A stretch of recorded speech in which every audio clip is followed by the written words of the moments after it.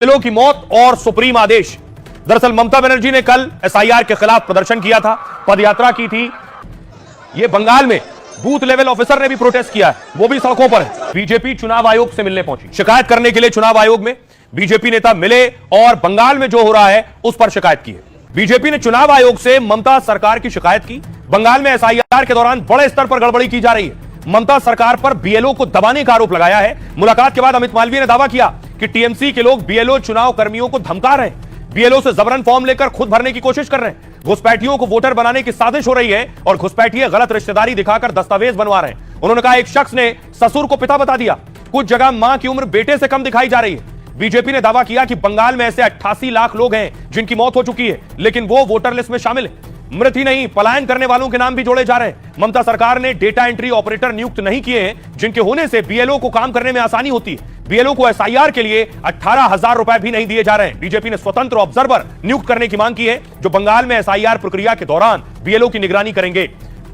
अब देखिए जरा दूसरी तस्वीर भी इसकी है कि बीएलओ सुसाइड कर रहे हैं। ये तस्वीर आप देख रहे हैं, मृतक बीएलओ विपिन यादव नाम है इनका।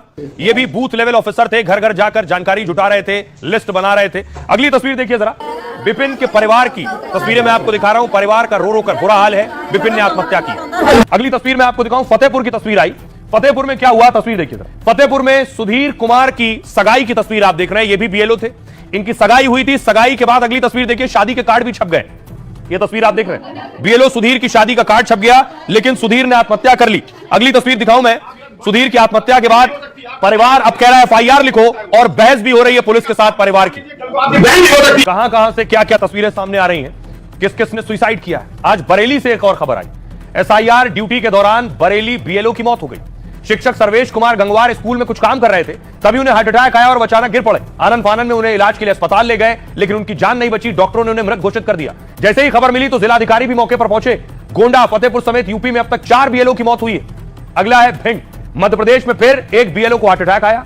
भिंड में ड्यूटी के दौरान बीएलओ को हार्ट अटैक आ गया। दरअसल वो एसआईआर ड्यूटी पर थे और उनकी तबीयत बिगड़ गई, जिसको लेकर बीएलओ और उनके परिवार ने अफसरों को बताया था, लेकिन आरोप है कि अफसरों ने उनकी एक नहीं सुनी और बहाना बनाने के शक में सीधे काम करने को कहा। पीड़ित बीएलओ रविंद्र शाकी की पत्नी ने दावा किया है कि सस्पेंड करने का डर दिखाकर सख्ती से काम करा रहे थे। पति पहले से हार्ट पेशेंट है और इनका इलाज चल रहा है, फिर भी रियायत नहीं दी और इससे उनको हार्ट अटैक आ गया। दरअसल एमपी में 10 दिन में 7 बीएलओ की जान चली गई है।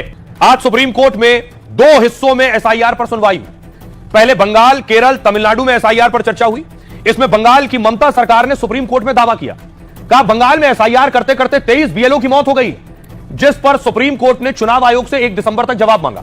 लेकिन चुनाव आयोग ने सुप्रीम कोर्ट में दावा किया कुछ राजनीतिक दल अनावश्यक डर पैदा कर रहे हैं। वकील प्रशांत भूषण बोले एसआईआर जल्दबाजी में किया जा रहा है। फिर दूसरी बार सुनवाई में एसआईआर का माहौल गर्मा गया।